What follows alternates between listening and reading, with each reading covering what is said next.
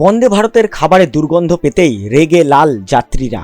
বড় অ্যাকশন নিল আইআরসিটিসি, জানলে খুশি হবেন। ট্রেনে সফর করা যাত্রীদের রেলের খাবারের প্রতি অভিযোগ প্রায়শই শোনা যায়। এমনকি অনেকেই সেই সব খাবারের গুণমান নিয়েও প্রশ্ন তোলেন। তবে এবার যে ঘটনাটি ঘটেছে সেটি সম্পর্কে জানার পর অবাক হবেন প্রত্যেকেই। মূলত সম্প্রতি বন্দে ভারত এক্সপ্রেসের খাবারের পরিষেবার বিষয়ে একটি চাঞ্চল্যকর ভিডিও সামনে এসেছিল, যেখানে যাত্রীরা দাবি করেছেন তারা অত্যন্ত নিম্নমানের খাবার পেয়েছেন।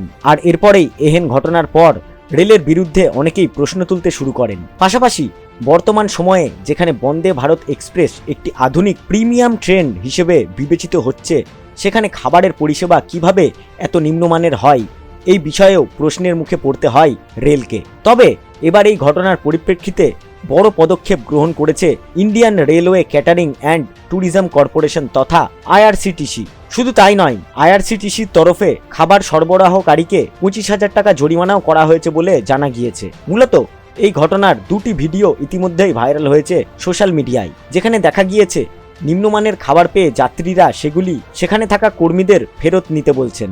আর এই ভিডিওটি প্রত্যক্ষ করেই যাত্রীদের মধ্যে নতুন করে চাঞ্চল্য তৈরি হয়েছে।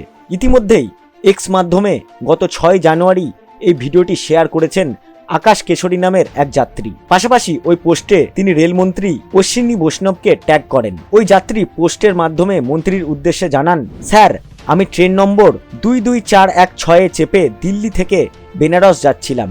ওই ট্রেনে আমাদের যে খাবার পরিবেশন করা হয়েছিল সেটা থেকে অত্যন্ত খারাপ গন্ধ বেরোচ্ছিল। পাশাপাশি খাবারের গুণগত মানও খুব খারাপ ছিল। অনুগ্রহ করে আমার সব টাকা ফেরত দিয়ে দিন। এইভাবে ভেন্ডররা বন্দে ভারত ব্র্যান্ডের নামকে কলঙ্কিত করেছে। এই ঘটনার জেরে আইআরসিটিসির তরফে দুঃখ প্রকাশ করা হয়েছে। পাশাপাশি আইআরসিটিসির তরফে বলা হয়েছে, আমরা এই খারাপ অভিজ্ঞতার জন্য গভীরভাবে ক্ষমা চাইছি। বিষয়টিতে গুরুত্ব সহকারে নজর দেওয়া হয়েছে। এছাড়াও পরিষেবা প্রদানকারী সংস্থার ওপর যথাযথ জরিমানা আরোপ করা হয়েছে। পাশাপাশি দায়িত্বে থাকা সার্ভিস প্রোভাইডার কর্মচারীদের অপসারণ করা হয়েছে বলেও জানা গিয়েছে।